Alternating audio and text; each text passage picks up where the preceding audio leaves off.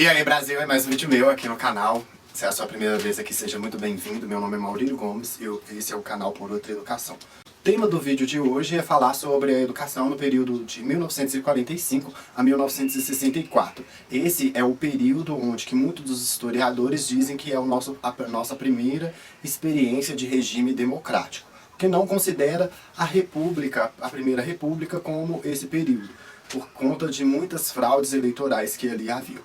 O mundo está vivendo o fim da Segunda Guerra Mundial e o fim dessa guerra aqui no Brasil impõe uma derrubada ao Getúlio Vargas e com o governo Gaspar Dutra promulga a Constituição de 1946. Essa Constituição ela vai retomar questões da educação desde a República, passando pelo Estado Novo, resgatando dispositivos da Constituição de 1934 e funcionalidades da União acerca de estabelecer diretrizes e bases da educação, concedendo o ensino primário gratuito a todos e mantendo aquela estrutura de educação que já vinha tendo a partir do Estado Novo.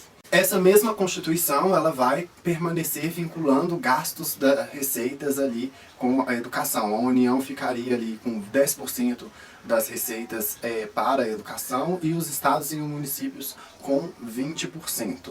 A partir de 1945 que vai se dar a questão da construção do projeto que daria a primeira lei de diretrizes e bases como manda a Constituição. Segundo o vídeo que vai ficar aí na descrição, o professor Saviani ele diz que a questão da lei de diretrizes e bases ela influenciou e mexeu com interesses corporativos e diz que essa discussão ela foi dividida entre três grupos. Os liberais idealistas, que compunham por uma elite que estava dentro do jornal Estado de São Paulo, pelos liberais pragmatistas, que já era aquele grupo de educadores que vinham dentro da Escola Nova, e os socialistas, que faziam parte também, Florestan Fernandes, que buscava incluir outros grupos dos movimentos sociais na discussão acerca da Lei de Diretrizes e Bases. Em 1948, o ministro da Educação, o Clemente Mariani, ele que fica responsável pela criação do anteprojeto da primeira Lei de Diretrizes e Bases. Primeiro ele formou uma comissão de educadores, lideradas por Fernando de Azevedo e Lourenço Filho, e a partir dessa comissão desses educadores é que se desenvolveu o anteprojeto de Lei de Diretrizes e Bases, que vai ser enviado um ano depois para o Congresso Nacional. Só que esse anteprojeto ele vai sofrer uma dura oposição, tanto pelo Gustavo Capanema, que é uma correção aqui que eu faço no vídeo anterior e nos primeiros vídeos. Sempre quando eu falo do Gustavo Capanema, eu sempre falo Fernando Capanema, porque eu acho que eu fico pensando no Fernando de Azevedo e faço essa confusão. Não, é Gustavo Capanema. É o ministro mais longevo da história do Brasil. Ele ficou 8 anos, acredito, mais do que isso durante o governo Vargas. Então ele ali na Câmara, ele que vai ser o relator do anteprojeto. E o que acontecia? Havia interesse dele em manter uma figura, manter uma imagem do legado getulista da educação, em função de transformações feitas pela Escola Nova. E esse anteprojeto novo da Lei de Diretrizes e Bases, ele buscava descentralizar a educação e deixando a União, assim como, vamos dizer, funções supletivas e regulatórias, e delegava essas atribuições aos estados e municípios. Atrelado a isso, vinha também um desejo dessa comissão que fez esse anteprojeto de superar todo o que foi feito acerca da educação, porque já tinha permanecido uma cultura de um ensino dual, de educação para ricos e pobres. E essa comissão ela queria romper com esse sistema desse dualismo de educação e romper também com o sistema aristocrático que vinha sendo desenvolvido no ensino secundário no país. E isso encontra forte oposição do Capanema e também de alianças políticos partidárias que estavam contra a discussão da prioridade da Lei de Diretrizes e Bases. E com todo esse ambiente também, contando um Brasil sistematicamente polarizado, lá ia eu errar de novo.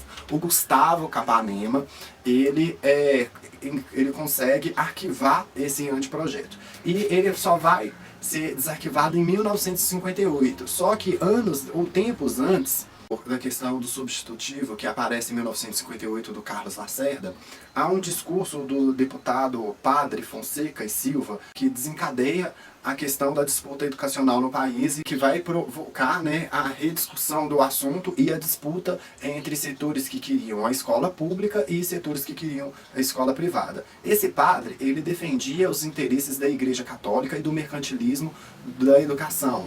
Era só o interesse comercial das igrejas e das instituições privadas acerca da educação. Só que também já havia um movimento de defesa da educação que foi fundado em 1945, que é a Associação de Educação Católica, que se somou a esse esforço na discussão da Lei de Diretrizes e Bases. Eu só sei que no final dessa discussão houve, em 1959, a reaparição do Manifesto dos Pioneiros da Educação Nova. Só que nesse sentido, nesse tempo, já anos depois, né, eu acho que vamos dizer 59 menos 32, aí daí, ó, 27 anos.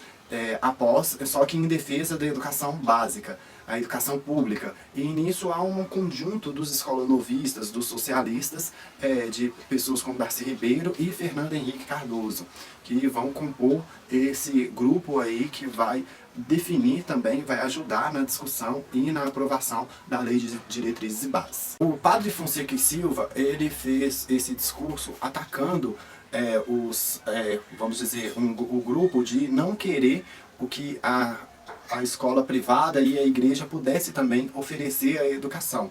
Só que naquele proselitismo ele estava defendendo mesmo interesses também até pecuniários, financeiros, de que a educação também poderia ser financiada, a educação privada também poderia ser financiada pelo poder público. E isso só vai reforçar mesmo o interesse de aumentar o poder das escolas privadas em detrimento da escola pública. Aí todo mundo defende a educação no Brasil tal, e não sabe por que dos motivos que ela é depredada. É exatamente por conta disso. E isso daí só não vem com o Fonseca e Silva. Eu já deixei aqui exemplos de como o ensino privado no Brasil ele foi privilegiado desde o Império à República. O padre Fonseca e Silva vai acusar o Anísio Teixeira e todos os outros educadores também de comunistas. Vai atribuir o filósofo e educador americano John Dewey ao comunismo e vai atacar essas figuras, né? Era um método muito utilizado ali dentro desse ambiente de luta entre capitalismo e socialismo. Era só acusar de comunista e pronto. Já tinha o proselitismo perfeito quase praticamente dentro dos dias atuais, de como esse ambiente meio que polarizava as discussões acerca da educação. Aí vem o governo Getúlio Vargas. Não, desculpa. Aí vem o governo Juscelino Kubitschek. E o Juscelino, ele com a construção de Brasília, ele delega ao Darcy Ribeiro o planejamento e a estruturação da Universidade de Brasília. Ele fica de 59 a 61 e depois vai ocupar o Ministério da Educação no governo João Goulart. Só que no governo Juscelino Kubitschek havia todo aquele momento do populismo, do nacional-desenvolvimentismo, vindo desde a ideia, desde o getulismo até aquele período. E a educação ela vem concomitante à discussão do plano de metas, né, que institui a Comissão de Educação e Cultura, que traça metas educacionais voltadas ali a esse nacional-desenvolvimentismo. E continua aquela mesma estrutura, excludente, uma educação elitista que começa a ser rompida a partir da Constituição de 1946. Só que isso daí, né, como o Brasil ele não tem um período de estabilidade democrática, estabilidade financeira e econômica, é por isso que a educação não teve uma linha que ela pudesse evoluir continuadamente. Em 1958, o substitutivo Lacerda vem recolocar, né, o assunto do anteprojeto da Lei de Diretrizes e Bases em discussão e acaba sendo seu substitutivo aprovado, né, subvencionando recursos para o setor privado da educação e das escolas da igreja, desse grupo de ensino privado. O que acontece é que, mais uma vez, a escola privada recebe dinheiro público e ela é fortalecida em detrimento da escola Aí muitos hoje perguntam, mas por que que a escola pública é assim? Por que que ela é tão depredada? Vem buscar na história os exemplos de por que a escola pública é depredada. Porque além de haver uma visão elitista da educação, os grupos de interesse depredavam a educação básica em torno dos seus próprios interesses. Havia inúmeros problemas naquele meio de período. Por quê? Porque o analfabetismo ele estava assim, explodindo. Na década de 40, mais da metade da população era analfabeta. 56,5% da população era analfabeta. Esse índice ele cai na década de 50 só para 50,5% da população. E na década de 40, esse percentual cai ainda mais e vai para 39,4% do analfabetismo medido ali naquele período de 45 a 64. E como estava explodindo a questão do analfabetismo, emergem movimentos de educação popular, movimentos de educação de base, com um enfoque em torno de um projeto de educação que olhasse também para a população mais pobre. Aí, passando o governo Juscelino Kubitschek, entra aí o governo do Jânio Quadros, aí o Jânio acaba renunciando e vem o governo João Goulart.